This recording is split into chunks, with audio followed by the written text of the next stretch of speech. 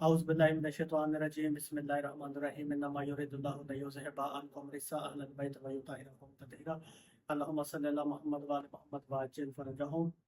قالوا انا للہ و انا الیہ راجعون۔ جیسا کہ آپ جانتے ہیں کہ آسمان پر محرم کا چاند نظر آ چکا ہے اور پوری دنیا میں سوگ امام حسین علیہ السلام کی لہر جو وہ چل پڑی ہے اور پوری دنیا میں عزاخانے آباد ہو چکے ہیں، قادیان نے سفیدہ بچھا لی اور عزاداران جو وہ مجلس امام حسین علیہ السلام میں چوک آ رہے ہیں، خطبہ المکرام بساکرین جو وہ مشن امام حسین علیہ السلام، ذکر امام حسین علیہ السلام، ترویج علوم اعلی محمد اور منبر سے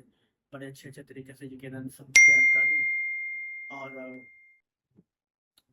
جیسا کہ آپ کے علم میں ہے کہ محرم کا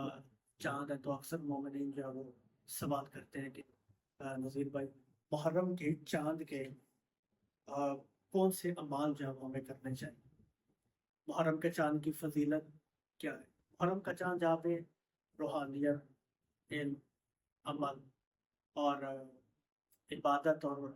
کیا وہ خدا کے قریب ہونے کا ہمیں موقع دیتا، وہاں پہ مودت اہل بیت، محبت اہل بیت، عشق اہل بیت اور عزاداری امام حسین علیہ السلام کا موقع دیتا ہے اور سعادت عطا کرتا ہے۔ اور یہ مہینہ ہے جو تفریق کرتا ہے کہ مومن اور کافر میں فرق ہے، کہ ہم حسینی ہیں یا یزیدی ہیں، ہم لشکر اسلام سے تعلق رکھتے ہیں یا لشکر یہود و نصارہ اور لشکر اسرائیل وغیرہ کے ساتھ ہمارا تعلق ہے۔ یہ مہینہ ہمیں موقع دیتا ہے کہ ہم اپنے لباس کے ساتھ ساتھ اپنے کردار کو بھی بلند کریں۔ یہ مہینہ ہمیں موقع دیتا ہے کہ ہم امام حسین علیہ السلام کی قربانی کو سمجھیں اور مولا امام حسین علیہ السلام کی مشن پر چلنے کی کوشش کریں۔ یہ مہینہ ہمیں موقع دیتا ہے کہ ہم اپنے آپ کو پہچانیں، کثرت سے گریہ امام حسین علیہ السلام کریں، اور یہ مہینہ ہمیں دیتا ہے کہ ہم مشن امام حسین علیہ السلام کی ترویج کے لیے بھی کام کریں۔ تو محرم کے چاند کے حوالے سے جو اکثر مومنین مجھ سے عمل مانگ رہے تو یہ ہے کہ امام جعفر صادق علیہ السلام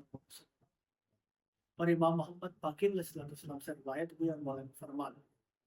مولا فرماتے ہیں کہ جو شخص بھی محرم کا چاند ہے،